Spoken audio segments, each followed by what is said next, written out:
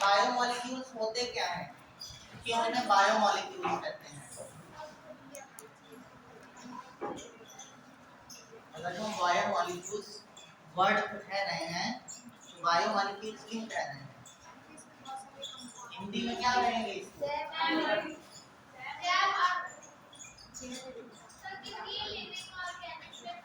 जितने भी मॉलिक्यूल इसमें डिस्कस करेंगे वो सब भी लिविंग ऑर्गेनिज्म में प्रेजेंट होंगे। ठीक है, तो सबसे ज्यादा लिविंग ऑर्गेनिज्म में कौन कौन से मॉलिक्यूल्स प्रेजेंट होते हैं? सबसे ज्यादा मॉलिक्यूल की बात करते हैं।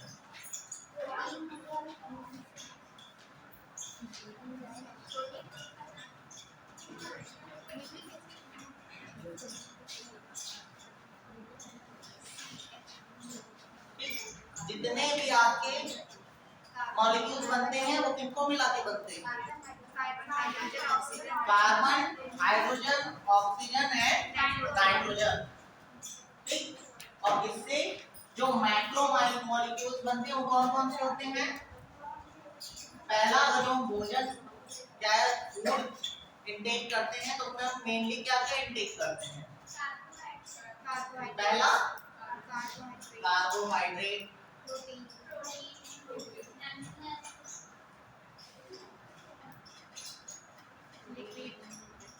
Proteins and fats.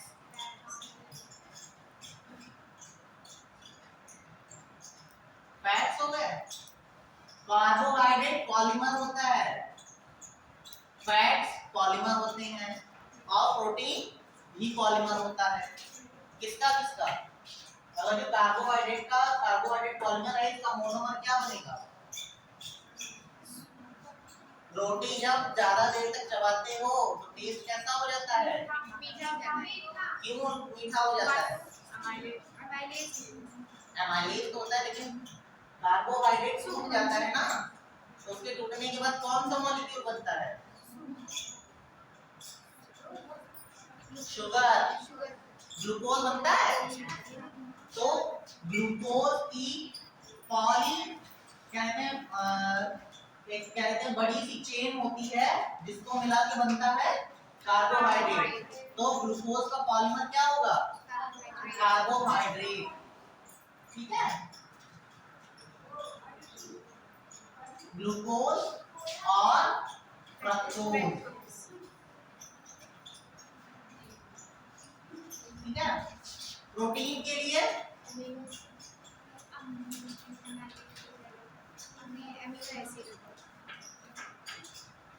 और लिपिड क्या कहते हैं? फैट्स के लिए लिपिड्स।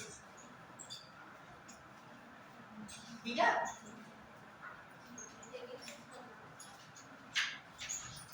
सबसे मेन मॉलिक्यूल जो है वो आपकी क्या है? कार्बोहाइड्रेट, उसके बाद प्रोटीन, उसके बाद फैट्स। ठीक, तो वो हो गए पॉलीमर और इस साइड पे क्या लिखे हैं? मोनोमर। कार्बोहाइड्रेट का ग्लूकोज, फ्रक्टोज, प्रोटीन्स का अमीनो एसिड्स और फैट्स का लिपिड्स। ठीक है, फिर इनको स्टडी करने के लिए हमने दो प्रोसेस बताए थे आपकी बॉडी में, ऑर्गेनिक एंड इनऑर्गेनिक। दो टाइप के मॉलिक्यूल्स होते हैं, तो इनको डिस्कस करने के लिए क्या कौन सी प्रोसेस हम लोगों ने बताई थी? इनऑर्गेनिक और ऑर्गेनिक की दोनों के लिए बताई थी। डिस्ट्रक्शन मेथड बताया था, डिस्ट्रक्शन एंड फ्रैक्शन मेथड।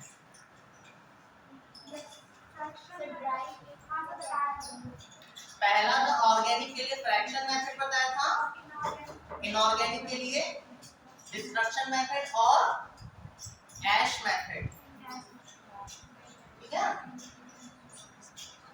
तो यहाँ पे जब हम किसी लिविंग ऑर्गेनिज्म से इनऑर्गेनिक या ऑर्गेनिक मैटर को अलग करते हैं या उसके कौन कौन से मॉलिक्यूल्स उसमें प्रेजेंट हैं, तो उसके लिए एक प्रोसेस हम लोग उसके लिए कंडक्ट करते हैं या प्रोसेस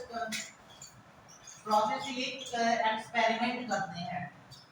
तो इनऑर्गेनिक के लिए सबसे पहले क्या किया जाता है,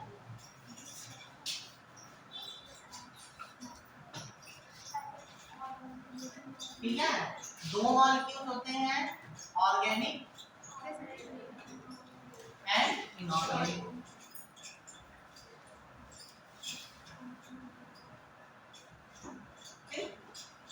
ऑर्गेनिक के लिए आता है फ्रैक्शन मेथड और इनऑर्गेनिक के लिए डिस्ट्रक्शन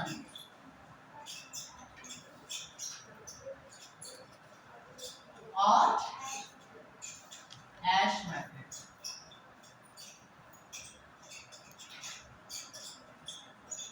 ठीक है, तो फ्रैक्शन मेथड में क्या कौन सा एसिड, एक एसिड यूज किया जाता है, कौन सा, ट्राइक्लोरो एसिटिक एसिड। फार्मूला क्या बताया था, CCl3COOH। ठीक है, कोई भी आपका लिविंग टिश्यू या लिविंग प्लांट है उसको क्या किया जाएगा, सबसे पहले उसको पीसा जाएगा और पीसने के बाद उसको CCl3COOH या ट्राइक्लोरो एसिटिक एसिड में मिक्स किया जाएगा। फिर उसको क्या किया जाएगा, फिल्टर किया जाएगा। फिल्टर करने के बाद जो आपका फिल्टरेट बचेगा और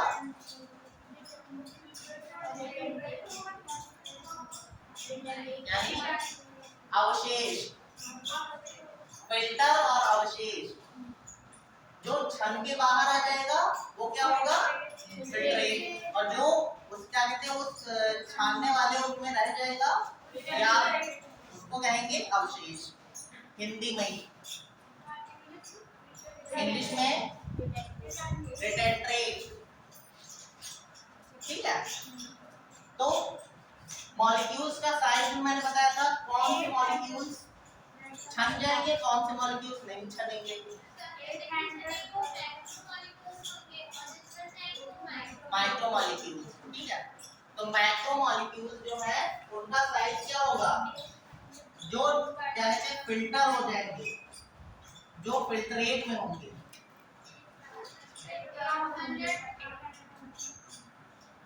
बिलो 800 डाल्टन। ठीक है, और जो रिटेंट्रेट में होगा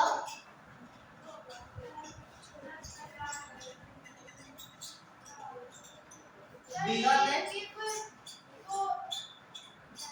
क्या, सॉरी फिक्स वैल्यू मतलब जैसे 800 डाल्टन है तो ये कहीं भी अगर पढ़ो तो 800, हाँ 800 डाल्टन ही रहेगा।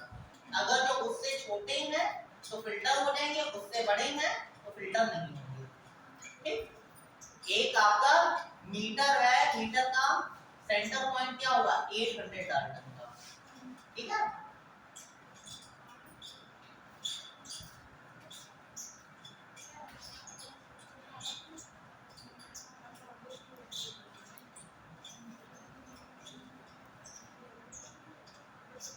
और कुछ बताया था मुझे,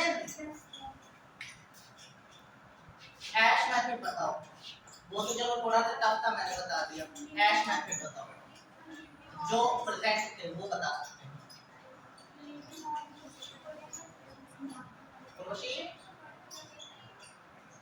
बताया था ना, दोनों आए नहीं थे उस दिन, और पीछे उपासना तुम आई नहीं, उपासना ही तो नाम है, बताओ क्या बताया था। ऐश मेथड को हम बर्निंग मेथड भी कह सकते हैं। ठीक है, तो सबसे पहले क्या किया जाएगा, जो भी आपका लिविंग टिश्यू या लिविंग प्लांट होगा उसको क्या किया जाएगा, पहले उसको ड्राई किया जाएगा, ड्राई करने के बाद उसको बर्न किया जाएगा। ड्राई और बर्न करने में कौन से दो मॉलिक्यूल्स गायब हो जाएंगे? Carbon, hydrogen and oxygen. तीन जो है वो आपकी क्या हो जाएंगे? एटमॉस्फेयर में चले जाएंगे। ड्राई जब करोगे तो वाटर हट जाएगा, और जब उसको बर्न करोगे तो कार्बन डाइऑक्साइड के उसमें रूप में आपका कार्बन चला जाएगा। जो आपका बचा हुआ मैटर है वो क्या होगा? इनऑर्गेनिक मैटर होगा। ठीक है, फिर इसको क्या करेंगे? फिर इसका टेस्ट करेंगे। टेस्ट में जो भी मॉलिक्यूल्स होंगे वो उस ऐश में प्रेजेंट होंगे, और जो भी मॉलिक्यूल्स होंगे वो क्या होंगे? इनऑर्गेनिक मैटर होंगे। ठीक है, फिर और कुछ बताया था? इतने में कंप्लीट कर दिया था। चलिए ठीक है,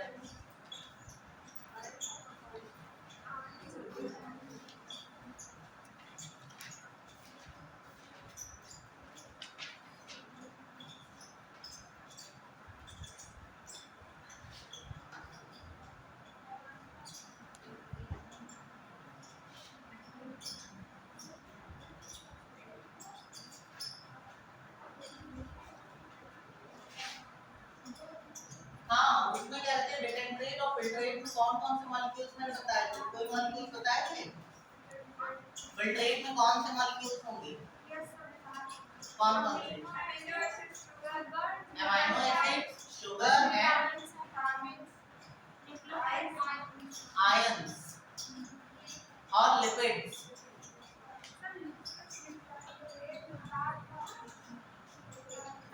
रिटेंट्रेट में बताया ना, रिटेंट्रेट में बताया, सॉरी रिटेंट्रेट में बताया। लेकिन लिपिड्स का क्या कहते हैं? लिपिड्स का साइज जो होता है वो 800 डाल्टन से कम होता है, लेकिन फिर भी वो रिटेंट्रेट में रह जाते हैं। क्यों? क्योंकि वो एग्रीगेशन बना लेते हैं, वो एसिड के साथ मिलते हैं।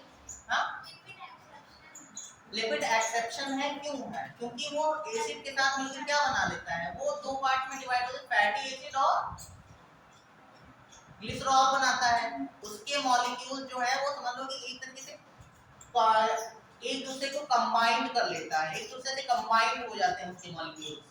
ठीक है, मॉलिक्यूल्स जो होते हैं वो 800 डाल्टन से कम साइज के होते हैं, लेकिन वो जब एसिड से क्या कहते हैं रिएक्शन करते हैं तो वो क्या करते हैं? उनके साइज वो आपस में मॉलिक्यूल्स जुड़ जाते हैं, इस वजह से वो क्या करते हैं? रिटेंट्रेट में रह जाते हैं। ठीक, लिपिड क्या है? एक एक्सेप्शन है जिसके मॉलिक्यूल्स 800 डाल्टन से कम साइज के होते हैं, लेकिन जब उसको क्या कहते हैं? एसिड से उसकी रिएक्शन कराई जाती है या रिएक्ट करता है एसिड में, तो वो एग्रीगेशन या ठोस रूप में बन जाता है, ठोस बन जाता है, या उसके साथ आपस में मॉलिक्यूल्स क्या हो जाते हैं? जुड़ जाते हैं। तो जब कई सारे मॉलिक्यूल्स जुड़ जाएंगे तो क्या होगा? तो वो रिटेंट्रेट में रह जाएंगे या अवशेष के रूप में आपको मिल जाएंगे। ठीक, फिर हेडिंग डालिए primary and secondary metabolites. Primary and secondary metabolites, दो कॉलम बना लीजिए।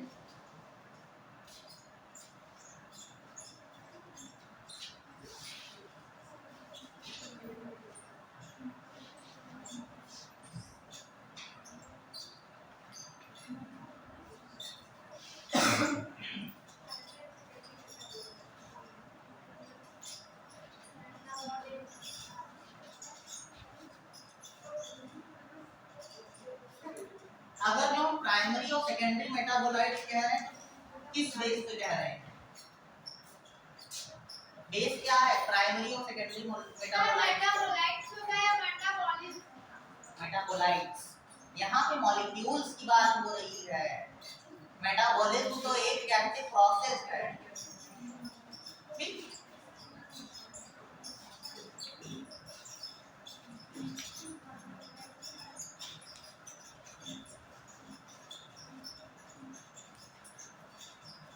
प्राइमरी एंड सेकेंडरी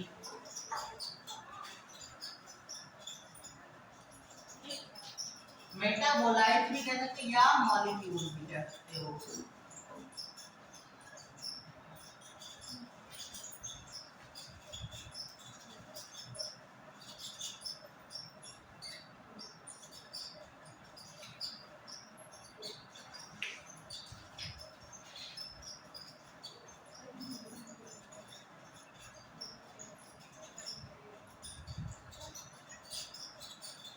तो प्राइमरी में पहला पॉइंट लिखो,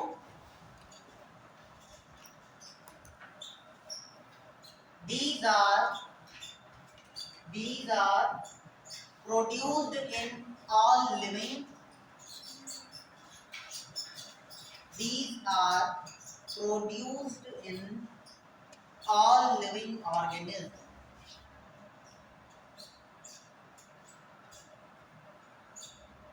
ब्रैकेट में लिख लो animal and plants,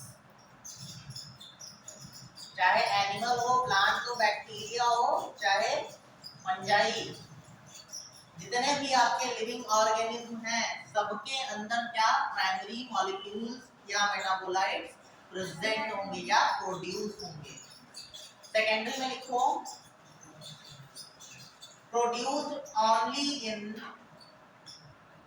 produced only in plants, fungi,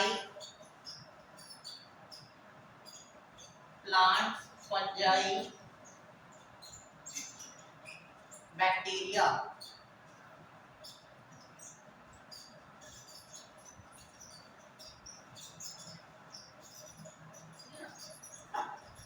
next point primary में लिखो produced during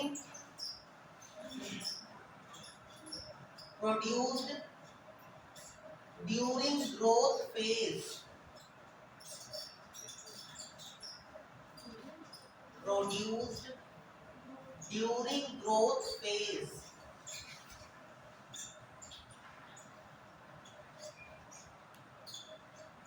सेकेंडरी में लिख लो produced during stationary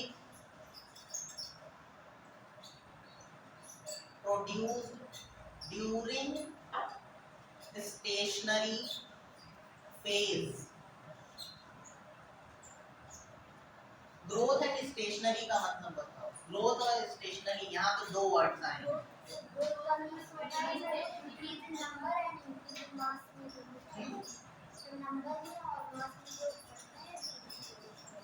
वो ग्रोथ हो गया। स्टेशनरी का मतलब है एक स्टेबल, उनका जब तक स्टेबिलिटी उनके अंदर नहीं आ जाती तब तक कि ये मेटाबोलाइट्स बनते हैं, और जैसे ही उनके अंदर एक स्टेशनरी या स्टेबिलिटी आ जाती है उसके बाद ये मेटाबोलाइट्स क्या होते हैं, धीरे धीरे बनना, इनकी प्रोसेस जो है वो धीमी हो जाती है। ठीक है, नेक्स्ट पॉइंट लिखो प्राइमरी में ग्रोथ रोल लिख लो। प्राइमरी मेटाबोलाइट्स का रोल है growth, development and reproduction.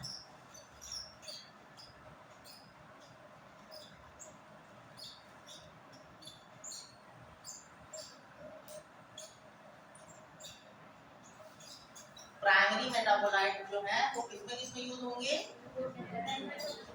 Growth, development and reproduction. Secondary में लिख लो दे सपोर्ट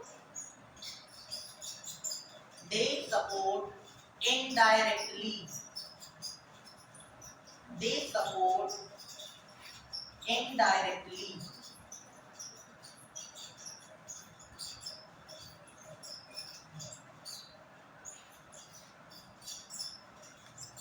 फिर प्राइमरी में लिखो they produce in large quantity, they produce in large quantity।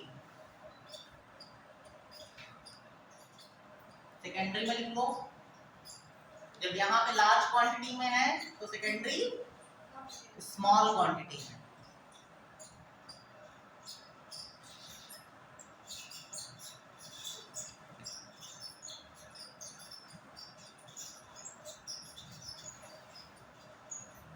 फिर सेकेंडरी मेटाबोलाइट्स को लिखो, दे प्रोड्यूस प्राइमरी में they produce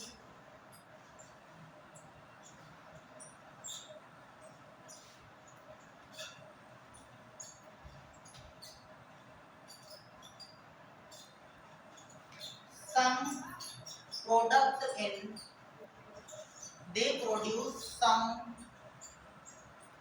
essential product in every species in every species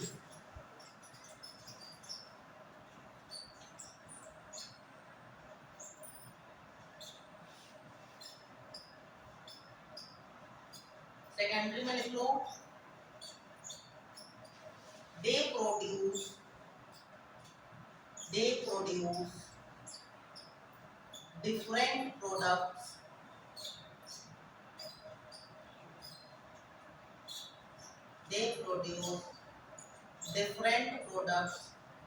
in every species they produce different products in every species ठीक है। लेकिन हाँ एक difference पहली लाइन में क्लियर हो गया था कि प्राइमरी मेटाबोलाइट जो हैं वो सभी में प्रेजेंट होंगे, लेकिन सेकेंडरी मेटाबोलाइट जो हैं वो only present in plant, bacteria and fungi. ठीक है, यहाँ पे जो एक लाइन हमने बता दी दोनों में स्पीशीज लिखवा दिया ना कि different and some common products. ठीक है, तो प्राइमरी क्या करते हैं वो सभी में कॉमन प्रोडक्ट प्रोड्यूस करते हैं, लेकिन जो सेकेंडरी मेटाबोलाइट्स हैं वो क्या करते हैं डिफरेंट प्रोडक्ट्स क्या बनाते हैं, लेकिन किसके पर्पस में, प्लांट्स के पर्पस में, बैक्टीरिया के पर्पस में एंड फंजाई के पर्पस में। ठीक है, अब प्राइमरी प्रोडक्ट्स के मेटाबोलाइट्स के नाम लिख लो, protein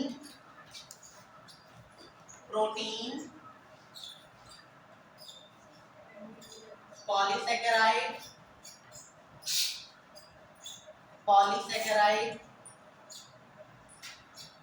lipid and nucleic acid.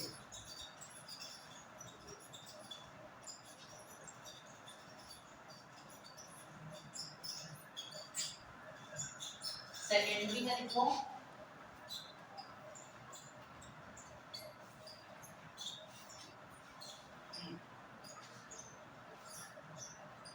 Secondary में पूरी ये क्या कहते हैं आप लोग की एनसीईआरटी की बुक है किसी के पास, एनसीईआरटी का 146 नंबर पेज, उसमें आपकी एक लिस्ट बनी हुई है, उसमें आते हैं पिगमेंट्स, एल्जिलॉइड्स, टर्पेनॉइड्स। ठीक है, प्लांट्स के जो कहते हैं जैसे एक टर्पेंटाइन मिलता है, उससे रेजिन्स मिलते हैं, ठीक, फाइबर्स मिलते हैं, तो ये सब चीजें क्या हैं, ये सब चीजें प्लांट्स में मिलती हैं और ये क्या है सेकेंडरी प्रोडक्ट्स हैं। वैसे तो उनका प्राइमरी प्रोडक्ट क्या होता है,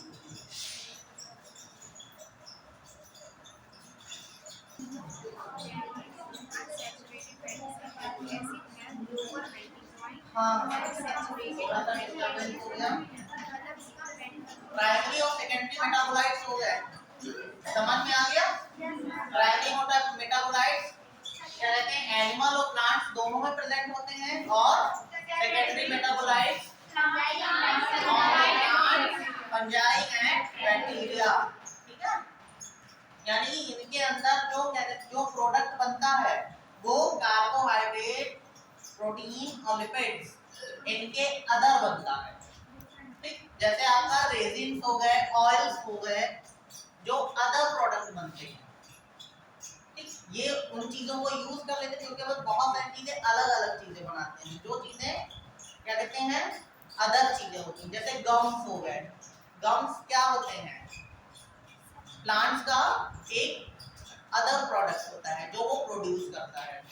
ठीक, रेजिन्स हो गए, रेजिन्स जो है, रेजिन्स किस काम आते हैं?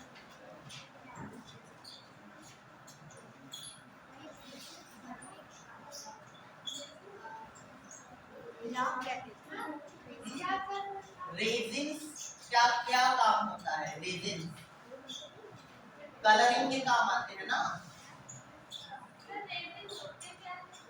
रेजिन एक ऑयली सब्सटेंस होता है जो प्लांट्स में अक्सर बनता है।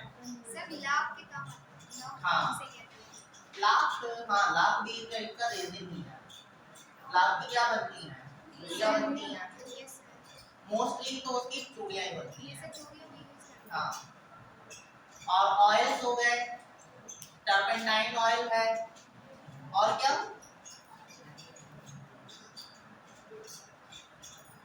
और बहुत सारी चीजें हैं, ठीक है। फिर नेक्स्ट आपका आता है, फिर यहाँ पे हम डिस्कस करेंगे जो क्या कहते हैं एनसीईआरटी है। एनसीईआरटी ने सबसे पहले कार्बोहाइड्रेट डिस्कस किया है, ठीक। लेकिन हम सबसे पहले मेन चीज जो है जिससे क्वेश्चन ज्यादा आते हैं वो है प्रोटीन, ठीक है। तो हम सबसे पहले डिस्कस करेंगे प्रोटीन को। प्रोटीन्स पॉलीमर में किसका? एमाइनो एसिड्स का, ठीक है। अगर जो इसका हम कॉमन फॉर्मूला लिखते हैं तो कॉमन फॉर्मूला होता है COOH, इसके साथ एक R ग्रुप और NH2। NH2 कौन सा ग्रुप होता है? और ये एसीटेट ग्रुप। एसीटेट होता है कि कार्बोक्सिलिक ग्रुप? कार्बोक्सिलिक ग्रुप होता है। हम अगर ये गलत पढ़ा दें तो गलत पढ़ने लगोगे, ठीक है। अगर जो कुछ गलत बोला करें तुरंत टोका करो कि हाँ सर गलत बता रहे हैं आप, ठीक है। तो ये कार्बोक्सिलिक ग्रुप है और ये एक एमीन ग्रुप है।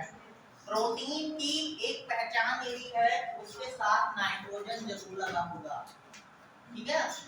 कार्बोहाइड्रेट और लिपिड्स में नाइट्रोजन नहीं प्रेजेंट होता है, लेकिन प्रोटीन आप कोई भी पढ़ रहे होंगे उसके साथ एमीन ग्रुप या नाइट्रोजन उसके साथ जरूर जुड़ा होगा, ठीक है।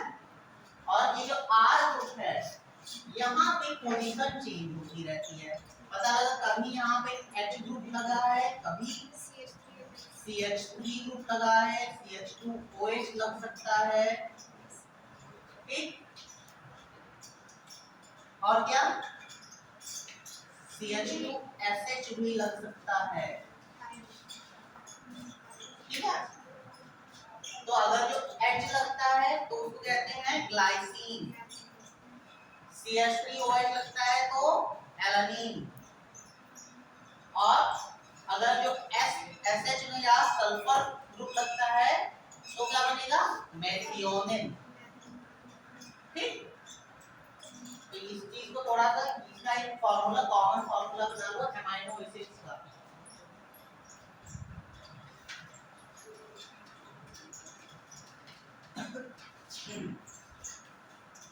आज बड़ा डिस्टर्बेंस हो गया,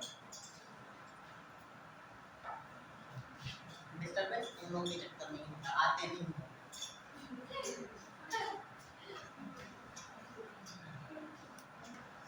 पढ़े आया करो।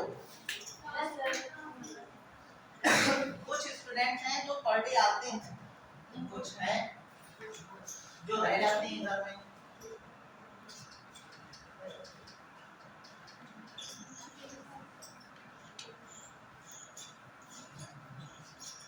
जब लोग बिगड़ जाता है ना, एक लाइन से पढ़ा तो उसके बाद एकदम से फ्लो जब बिगड़ता है तब उसमें डिस्टर्बेंस होता है।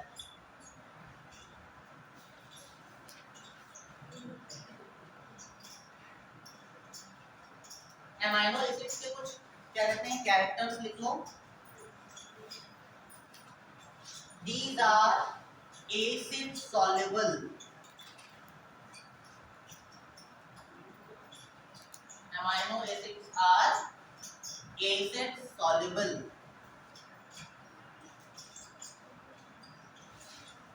Molecular weight below 800 Dalton.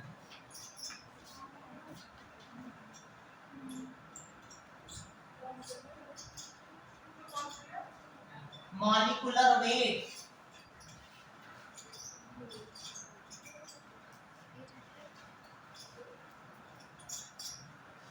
Below 800 डालकर।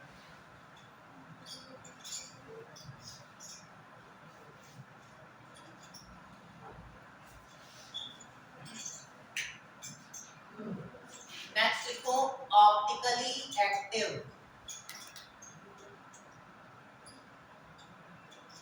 ऑप्टिकली एक्टिव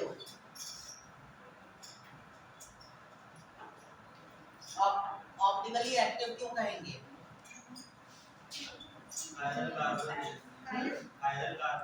कायरल कार्बन की प्रेजेंस है, इस वजह से कहाँ पे प्रेजेंट है कायरल कार्बन? कहाँ पे प्रेजेंट है? प्रेजेंस कहाँ पे है? जहाँ पे आर पास्ता लगा हुआ है, इसी वजह से क्या करेगा, ये रिएक्ट करेगा। जैसे जैसे यहाँ पे क्या कहते हैं ग्रुप्स चेंज होंगे, इसका नाम भी क्या होगा, चेंज हो जाएगा। अभी बताया था अगर जो H लग जाए तो क्या लगे बनेगा, ग्लाइसिन। CH2OH लगेगा, एलेनिन। ठीक, अगर जो CH3 CH2SH लग गया तो मेथिओनिन। नेक्स्ट पॉइंट लिखो। हाँ, CH2OH लगेगा तो शायद सेरीन बनेगा। सीरीन उसमें वो क्या कहते हैं, उसमें CH3 बढ़ जाएगी, बढ़ते हैं CH2OH। इसका एनसीईआरटी आपके पास में? हाँ, एनसीईआरटी राइट साइड में देखिए जो टेबल बनी हुई है सेकेंडरी मेटाबोलाइट्स की राइट साइड में टॉप स्कीम को बनी है। देखते हैं, हो सकता है हमारा कंफ्यूजन हो।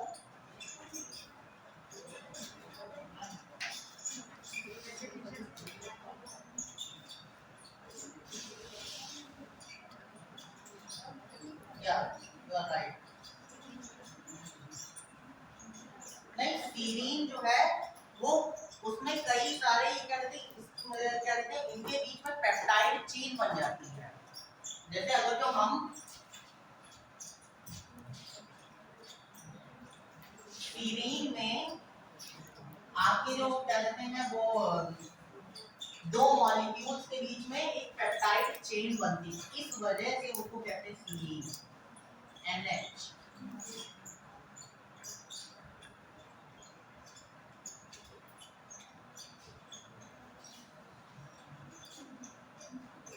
सीरीन का फॉर्मूला चेक करो, इसी में हमने चेक किया है, उसमें दो मॉलिक्यूल्स आपस में जुड़े हुए हैं तब ये सीरीन बना।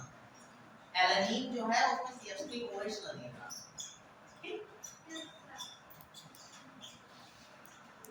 जैसे ये है जहां पे ये R लगा हुआ है, यहाँ पे आपके CH3OH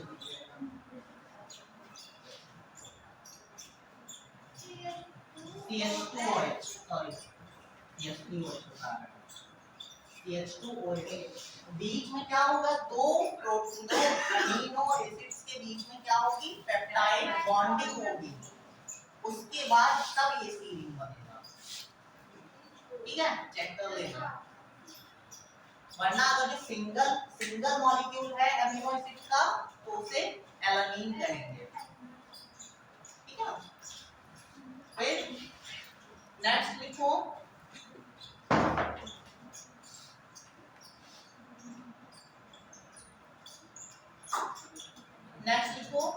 लीवो रोटेटरी। लीवो LEA या सॉरी LAEVO।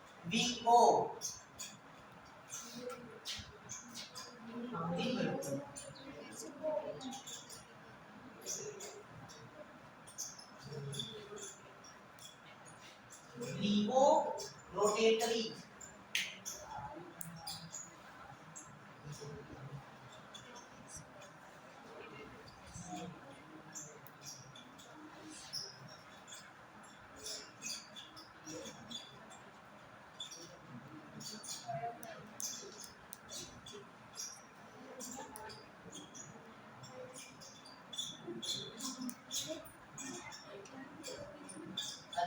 तुम सही बता रहे थे,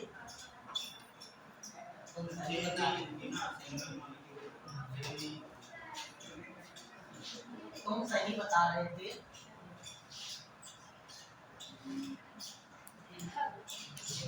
आप तीन जो है, तीन क्या कहते हैं अमाइनो एसिड जो है वो याद करेंगे।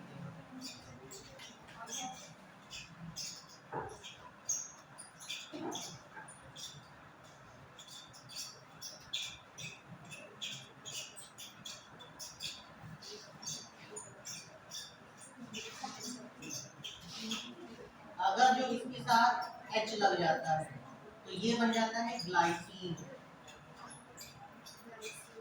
इसके साथ अगर जो CH3 लग जाता है तो ये बनता है एलानिन। ठीक, अगर जो इसके साथ CH3 CH2OH लग जाता है तब ये बनता है सीरीन।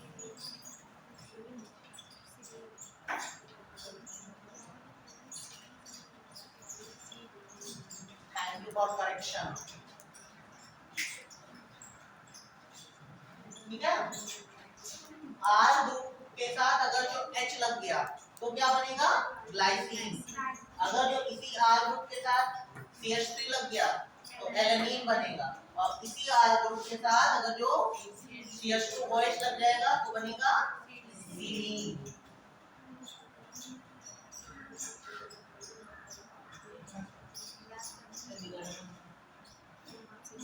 ठीक है, इसके ऊपर एक क्वेश्चन भी आया है एनसीईआरटी क्या कहते हैं नीट में। OH ग्रुप प्रेजेंट इन, लिख लो question. OH group present in, question direct पूछा गया था। OH ग्रुप प्रेजेंट इन, किसमें प्रेजेंट होगा सीरीन में। सेरीन को या सीरीन।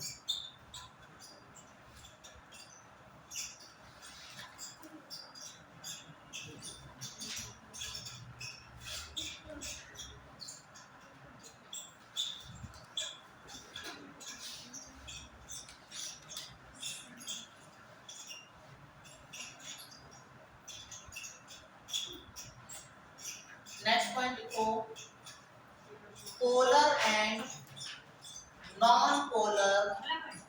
नेक्स्ट पॉइंट है polar and non polar bonding depend on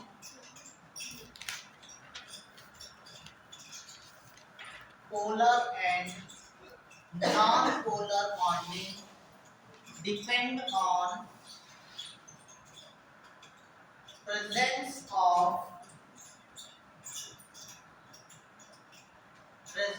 of R group।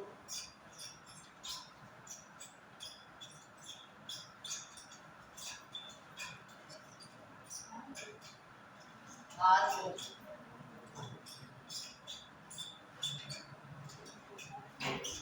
Polar और नॉन पोलर क्या होंगे, क्यों, कैसे डिफाइन करेंगे पोलर एंड नॉन पोलर को।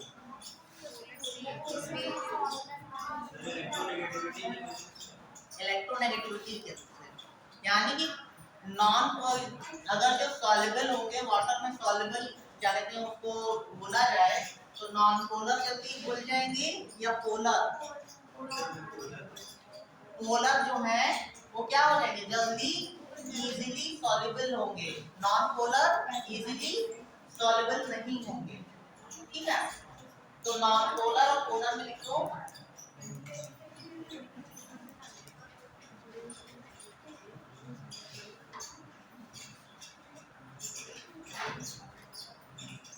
RCH3।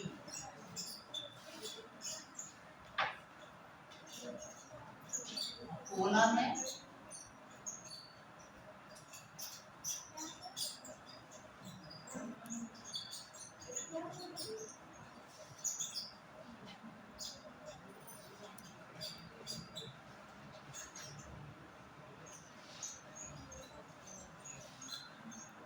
यानी कि अगर जो नॉन पोलर प्रोटीन हो या अमाइनो एसिड होगा वो वाटर के साथ रिएक्शन करेगा कि नहीं करेगा,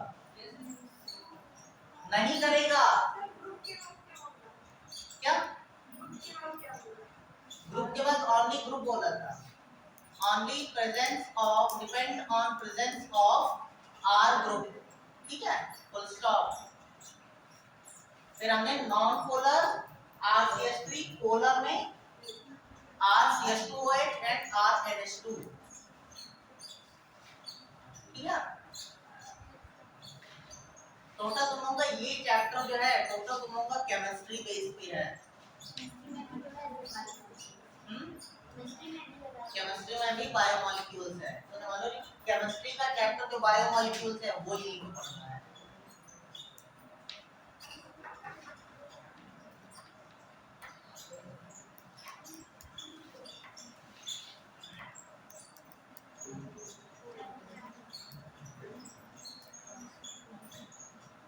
नेक्स्ट पॉइंट देखो, every protein molecule, every protein molecule have peptide bonding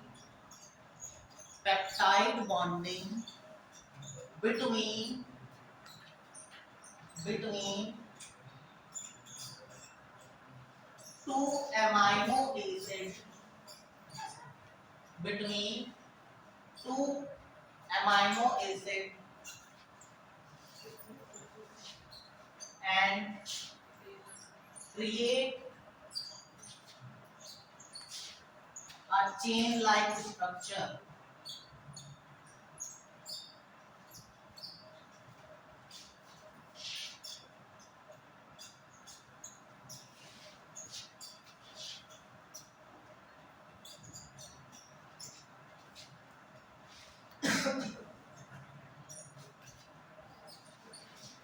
अब यहाँ पे हेडिंग है आपकी polypeptide chain, polypeptide bond.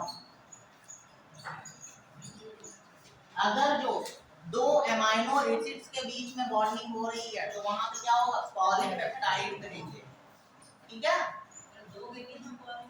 Amino acid यानी कि कोई भी दो मॉलिक्यूल्स अगर जो जुड़ रहे हैं आपस में, वैसे तो बहुत लंबी चेन होती है, प्रोटीन जितने भी आपके प्रोटीन होते हैं वो क्या होते हैं, एमाइनो एसिड के पॉलीमर होते हैं, ठीक है।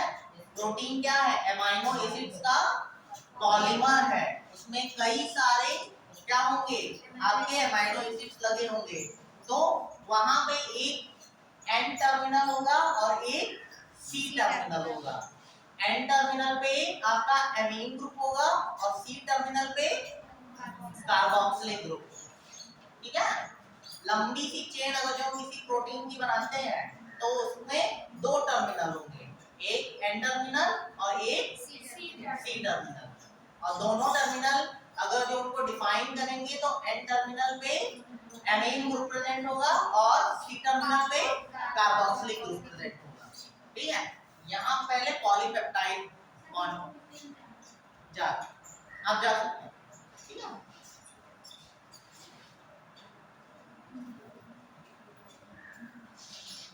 दो मॉलिक्यूल बनाए,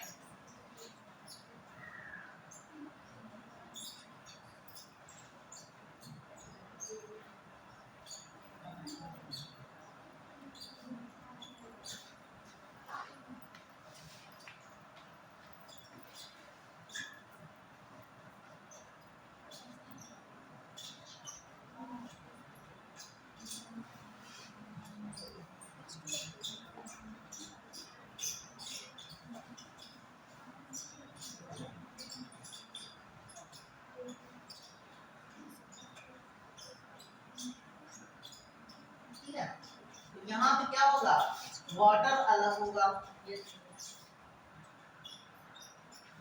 वाटर अलग कर दिया जाएगा और पूरा मॉलिक्यूल क्या बनेगा,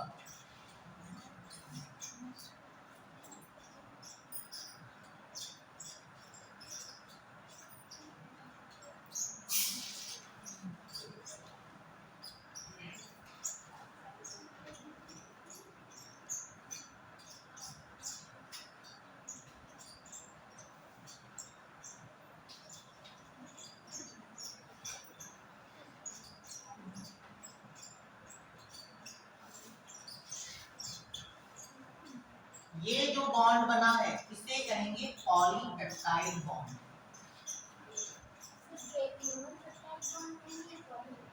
पॉलीपेप्टाइड बॉन्ड, पॉली कई सारे चेन बने होंगे तो उसे पॉलीपेप्टाइड, सिंगल कहेंगे तो पेप्टाइड। ठीक, आज करेक्शन कराए रहो हमको।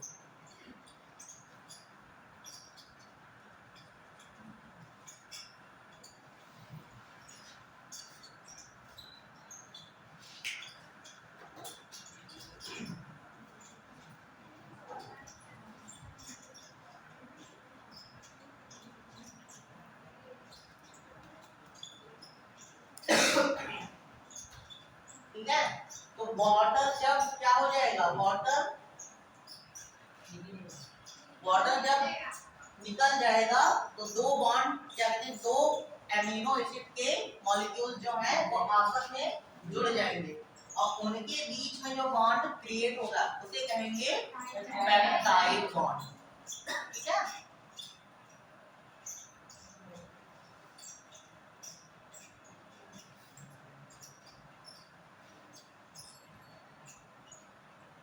नेक्स्ट हेडिंग डालो क्लासिफिकेशन ऑफ, नेक्स्ट हेडिंग लिखो classification of amino acids.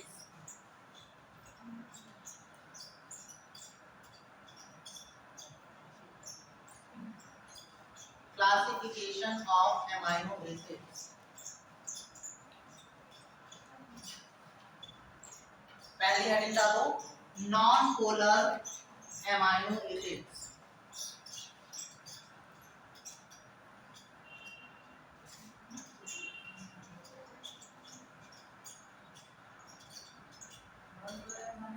Non polar amino acids, non polar का पहला नाम लिखो ग्लाइसिन।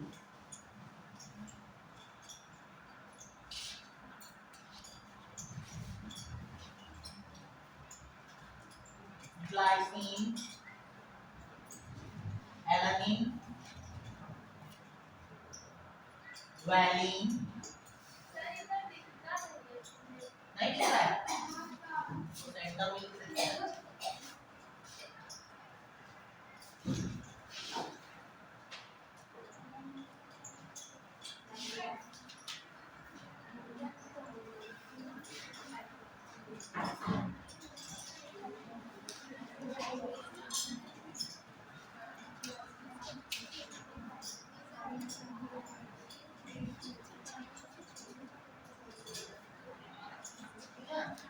हेडिंग डलवाई थी नॉन पोलर।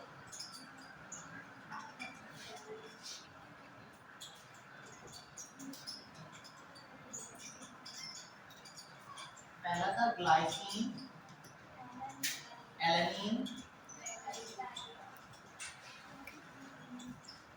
और वैलिन। ठीक है, चौथा नाम लिख लो आइसोल्यूसिन।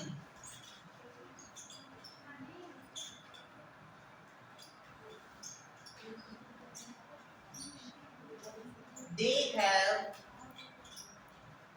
then next point लिख लो, they have hydrocarbon chain। They have hydrocarbon chain।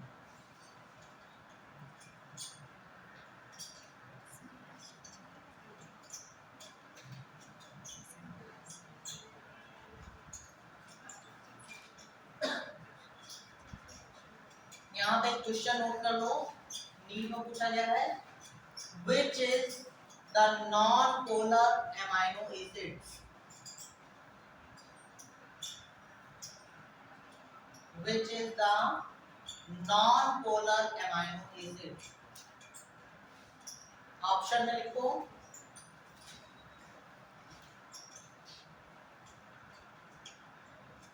Tryptophan,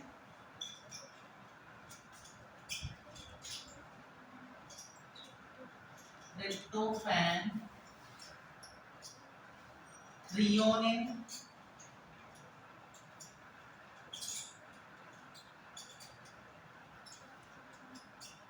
valine,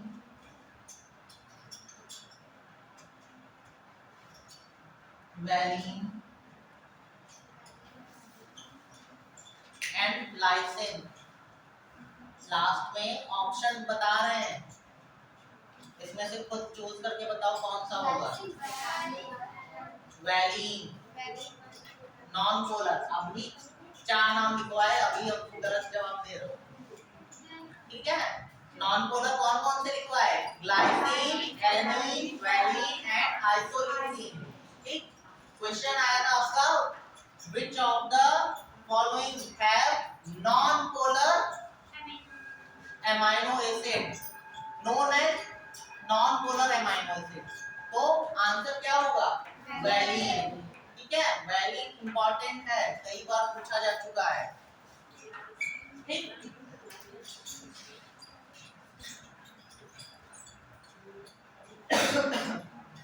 next heading लिखो, पोलर एमाइनो एसिड।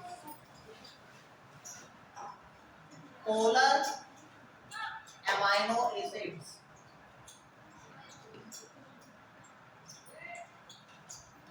इसमें फिर कैटेगरीज बढ़ जाएंगी। पहली हेडिंग डालो OH containing amino acid. OH hydroxy group,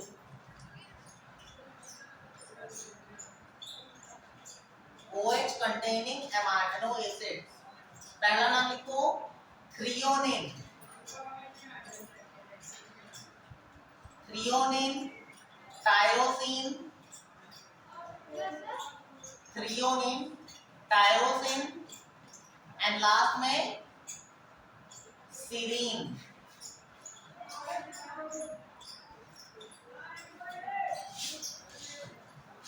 last में सीरीन। नेक्स्ट हेडिंग डालो basic, basic amino acids.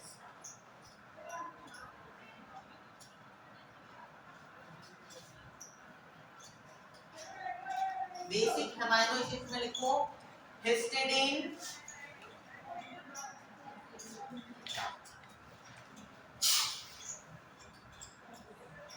Histidine, lysine,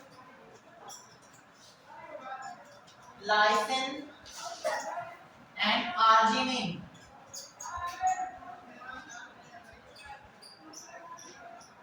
LYSINE, lysine, arginine, ARGININE, arginine. Next heading डालो acidic amino acid, acidic amino acid.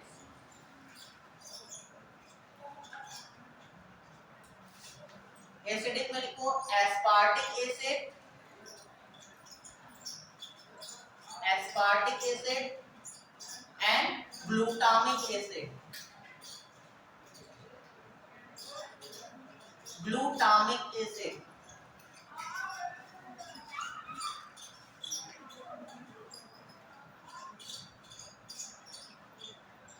Next लिखो aromatic amino acid,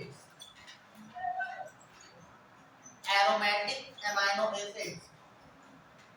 aromatic क्यों कहेंगे? अगर जो aromatic की बात कर रहे हैं तो ऐसी कौन सी इनकी क्या कहते हैं, ऐसा कौन सा कैरेक्टर है जिसकी वजह से एरोमेटिक, इनका जो स्ट्रक्चर होगा वो कैसा होगा? साइक्लिक होगा।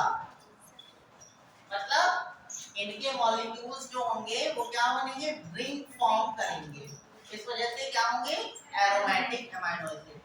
ठीक, पहला नाम लिखो tryptophan, tryptophan. Tyrosine, TRYPTO, tryptophan, THAN। Tyrosine, phenyl alanine, phenyl, F से मत शुरू कर देना, फिनाइल, PHY होता है, PHENYL, फिनाइल एलेनिन। लास्ट में लिखो sulphur containing amino acids, sulphur containing amino acids.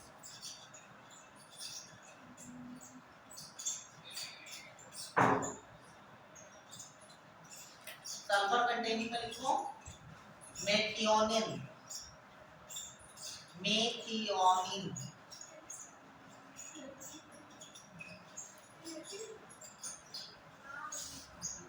Methionine and cysteine, CYS, cysteine.